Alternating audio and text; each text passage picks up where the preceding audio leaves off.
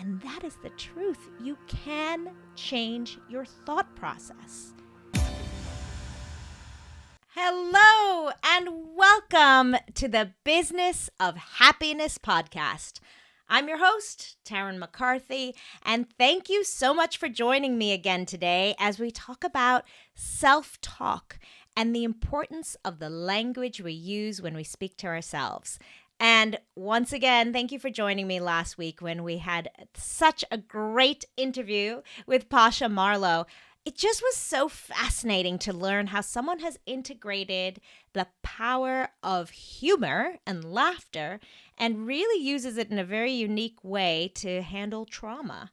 Fascinating to me. So I hope you enjoyed that as much as I did. Today, we're going to dive further into self-talk, which was a little bit of what we touched on during the interview last week. And next week, I hope you join me again on the Business of Happiness podcast because you're going to love this interview. It's with Dr. Courtney Schiefelbein. She is a phenomenal inspiration to me, a fantastic orthodontist who really has found a way to integrate personal fulfillment with the success of her practice. And you're just going to love everything she has to say. It's an excellent, excellent interview.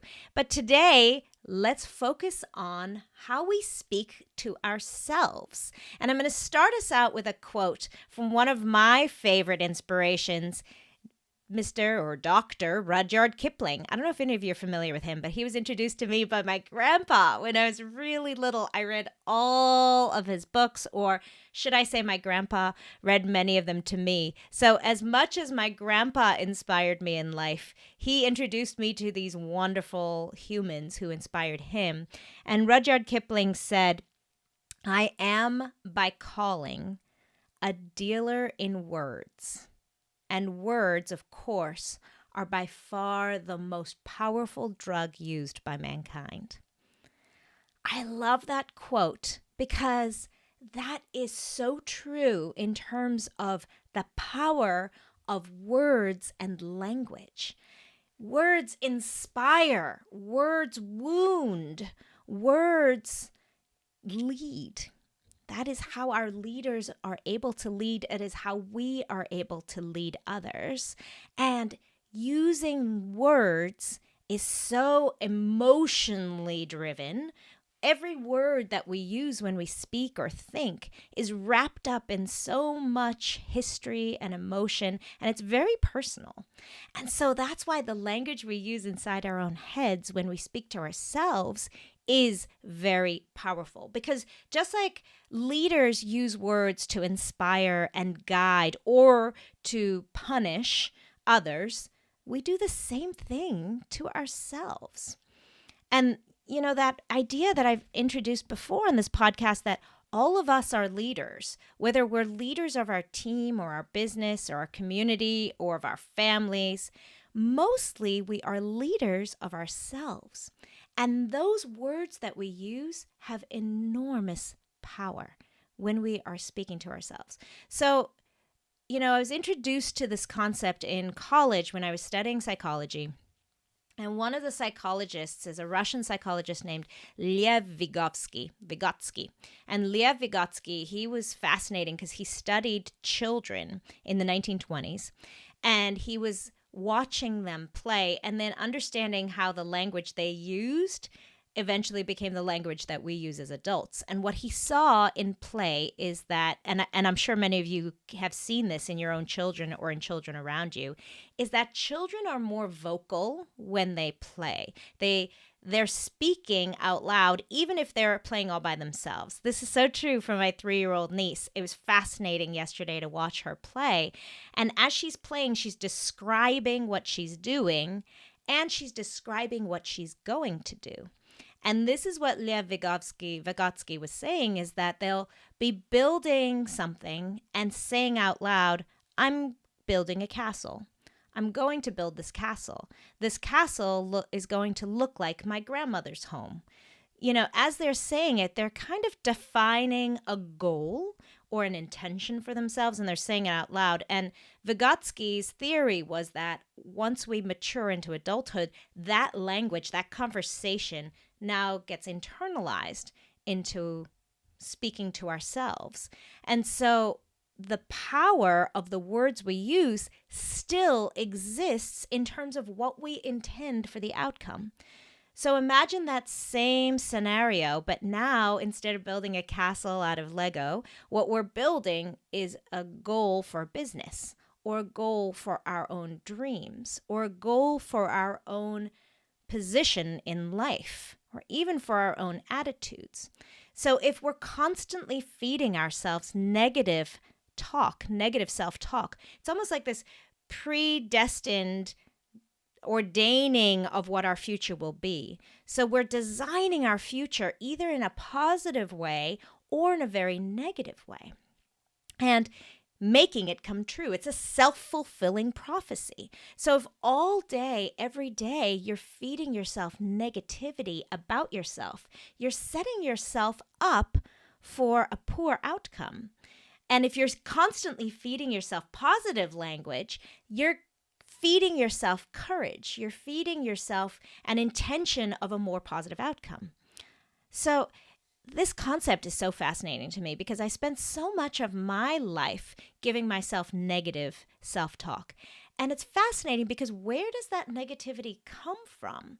I think we can beat ourselves up too for negative self-talk. I'm sure that each and every one of you has felt this way at some time where you've thought, gosh, why am I being so harsh on myself? Or you've read a Facebook post that said, speak kindly to yourself. And you think, yeah, easier said than done. It's not easy to turn that around when that's become an ingrained habit for yourself. And I think that where that comes from is a lot of societal input and stories that other people have put on us. So negative words, negative phrases that really might have been unintentionally said, but we interpreted them and we hung an emotion on that word that then became a story that we told ourselves. So even simple words that should be easily shared in terms of their definition is really unique to each of us inside of our own heads. So for example, if I say the word beautiful, and now I say, I am beautiful, that rings very differently for each of us. If you just imagine saying out loud, I am beautiful, for some of us, that feels like it rings true, like that's a recognition that we have for ourselves. For some of us, that feels threatening. Beautiful might mean unintelligent or unworthy or not driven. And suddenly the word beautiful takes on a negative connotation. Or maybe you've never felt beautiful. Maybe you've not felt pretty or attractive. And now when you say, I am beautiful, it rings untrue and uncomfortable. And that word feels unattainable or intangible. And what's really fascinating is when we take those words and try to redefine them for ourselves, we can see them in a new light. I love this concept because I know that I've used words negatively for myself in the past. I've used words kind of as a stick to beat myself into something that I really want to do. And I think that this is very common. In terms of motivation, we talk a lot about motivation on this podcast, and I think the words we use can be a negative motivator or a positive motivator, but a motivator nonetheless. So let's look at those two things, and negative motivator really does work. As a leader, you can force your people into submission. As a business leader, you really can threaten your team to do your bidding. Or as a parent, there's a certain point where I can start taking things away or threatening and get what I want out of my children. But the truth is it's very short-lived. And that's not a very successful outcome in the long run. And the same is true for how we speak to ourselves. If we are constantly threatening ourselves, then that motivation dies down very quickly.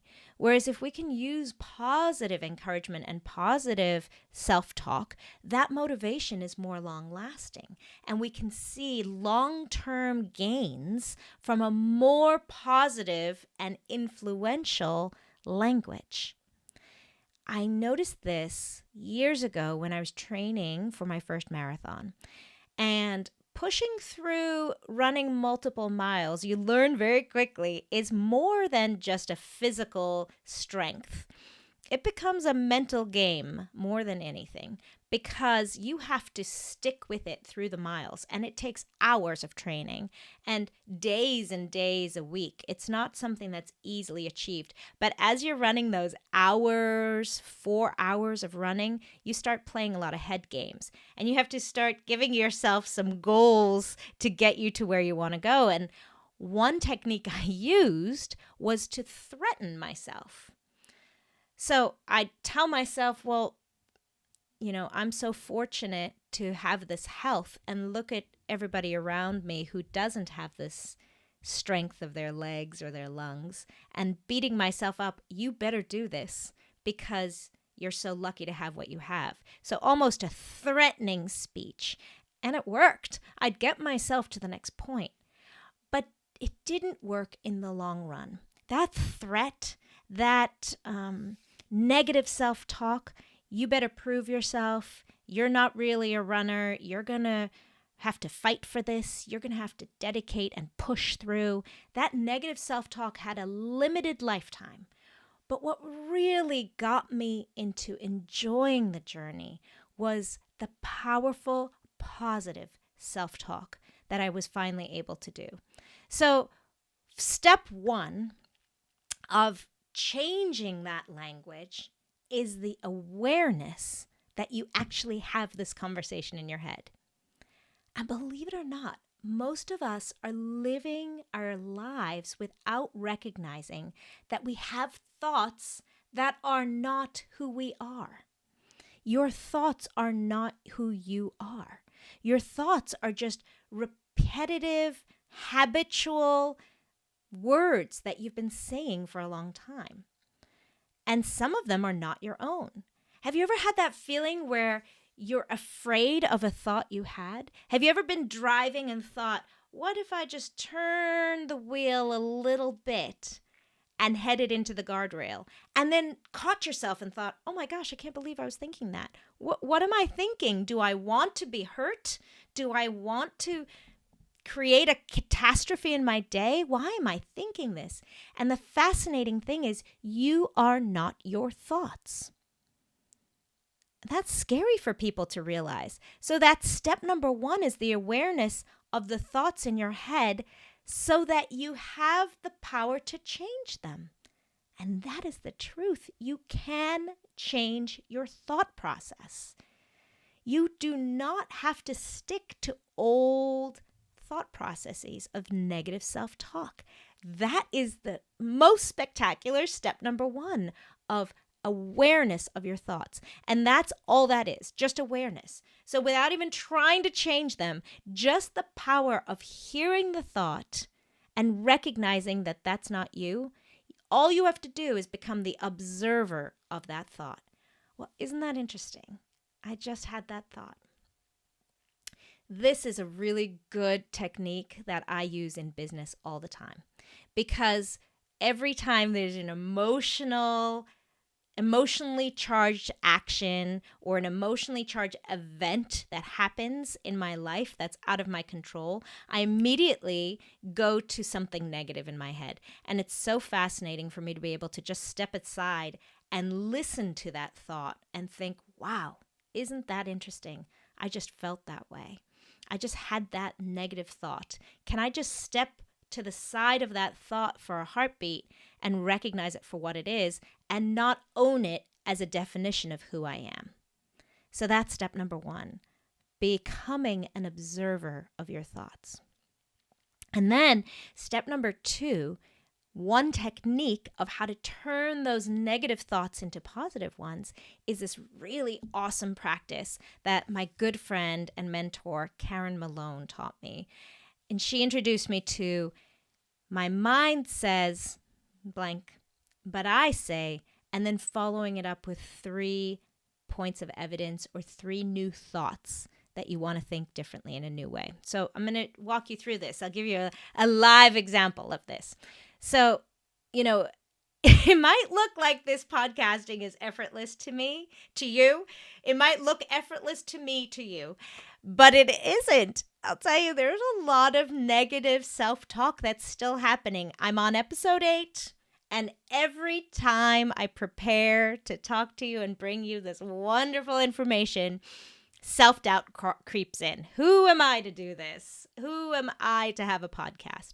So exactly that practice of recognizing, isn't that interesting that I'm having that thought? And then I follow it up with 3 positive thoughts that I really want to feel. And this is true life, people. I'm sharing my vulnerable underbelly here, but let me show you how this will go.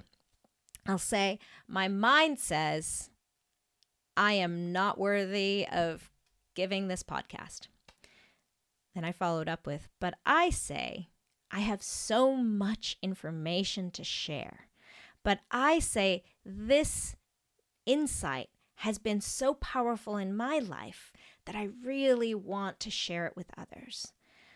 My mind says that I'm not worthy to have a podcast, but I say, I'm willing to try. But I say, I'm excited to try new things. But I say, this is my way of growing and trying something and reaching people in a beneficial way. See how I turn it around and I back it up with more evidence? I give myself truthful statements. I don't have to lie about it. I don't have to say, but I say I'm the best podcaster that ever was, but I say I'm just a natural. I wouldn't believe those statements. My inner self won't believe that self-talk. So I give myself some really powerful self-talk that is a more positive, more believable statement than the negative one that would get me nowhere. Because if I just told myself constantly, who am I? I'm not worthy of this, I never would see my dreams through. I'd never learn how to try a new skill. I would never have run that marathon. I would never have tried a new business. I would never have seen the success in my life. And every time something negative happened to me, I would feel defeated and without any courage or strength. So I love this practice. When my friend Karen Malone introduced me to this, my mind says, but I say practice, what I also incorporated into it was something called EFT tapping. And if you don't know if you've ever done this before, but EFT tapping is a technique that actually works on certain meridians on your face and your head and neck, and it strengthens that thought process. It's fascinating, and I'm dying to get someone on this podcast actually who can talk to us more about it, because I know very little about it. But if you've ever heard of EFT tapping or seen EFT tapping or been interested in it, I highly recommend researching it. And basically, as you say the new statements, you're tapping on certain meridians on your face or on your chin or on your, they call this the chop point, right on your hand. And it strengthens those new statements in your brain. And the way I like to think of this is very similar to hiking. You all know how much I love hiking. But if you imagine the neural pathways in your brain as a hiking trail that's set, that many people have traveled, that you've traveled many times, it's really easy to walk down this path. You just follow. You almost turn off a little bit because it's easy to find the trail. You don't have to think about finding markers or turn signals or signs. You just kind of follow the path. So imagine that's your old, habitual, negative self-talk neural pathway in your brain. And so now we're trying to turn this around to a more positive self-talk. And as we do that, we have to turn to a different part of the forest and literally bushwhack our way through. It's not easy. There are thorns, there are trees, there are limbs of trees, there are spiky things and rocks and roots in our way. So we've got this big machete and we're whacking our way through, forging ahead this new pathway. So it's hard the first few times you do it, But imagine the second and third and fourth time you take this new trail. Now maybe you're just kind of snapping off branches with your hand, and eventually you're getting to the point where you're just walking down this new trail in your hiking boots, very easy cadence, and as you're stepping with every step, you're kind of making that trail more permanent. And as you're doing that with this new trail, the old trail is growing weeds and new saplings. And leaves are falling and limbs are falling and no one's picking them up. So that trail is beginning to get buried. And now we're forging and solidifying this new neural pathway. I love that analogy because that old path never disappears. In fact, there might be an emotional trigger that gets us to kind of fall into that old pathway again. But remember, you can always turn to the new conversation in your head, the new self-talk. And remember how important that self-talk is because it's so powerful in terms of where you're going. So if you can get to the place where you can tell yourself, I have great intention, I really know that I'm trying. And then that self-talk can be even closer and closer and more specific to the outcome that you're intending. And then you can be your own cheerleader, your own positive leader, instead of this berating dictator that's telling you what to do. And this brings us to the third tip that I have for you today is generalizing. So when it feels so difficult to turn a really negative sentence into a positive one, when your brain just won't believe it. I have felt fat all my life. I'm fat. I'll never be thin. And you've told yourself that story forever. It feels very uncomfortable to say, I'm thin all of a sudden because you just don't believe it. Or I'm healthy because you've literally told yourself for so long that you're not. So my advice for that is, my third tip is becoming more general. So instead of suddenly swinging around from I'm fat to I'm thin, saying I'm trying hard to be healthy. I care about my health. All of these are true statements. Becoming more general. I am working towards a healthier lifestyle. I'm eager to be more healthy. So making that statement more general allows you to take this new neural pathway and start forging a new path. It works so well in business as well. One big difficulty for so many business leaders, especially women leading women, is managing and supporting our employees. That is often negative self-talk that we have. No one ever taught me this. I am a terrible leader. I'm terrible at managing team issues. I'm terrible at managing employees. And so being able to just pull yourself out into a more general place, instead of having that negative self-talk, I'll never be a good leader, instead saying, I'm eager to learn more about how to manage employees. I want to be a better leader. Or I am learning how to be a better leader. I'm learning how to speak to my employees differently. It gives you so much room for a new direction and a new sense of growth and permission to be someone different. Well, once again, thank you for joining me this day on this wonderful podcast. You know, this has been a journey for me. I cannot tell you how meaningful every week is to me, and I hope you know I'm learning along the way with you. And I'm so grateful to you for giving me this opportunity to share with you these great tools, because it means so much to me to let you know how powerful you really are and the incredible success that's awaiting for you in your future if you just allow yourself and give yourself permission to have that success.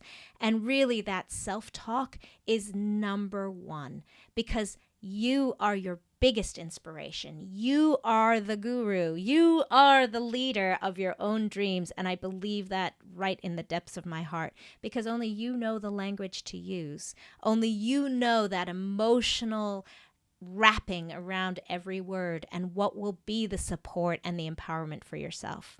So with that, please take these tools and give yourself all the love that you can today. You deserve it, because when you feel good, you can do good. And with that, I look forward to seeing you again next week. I promised you, Dr. Courtney, you're going to be so inspired by her. Absolutely. Join us next week. And remember, today is going to be a great day. Bye-bye.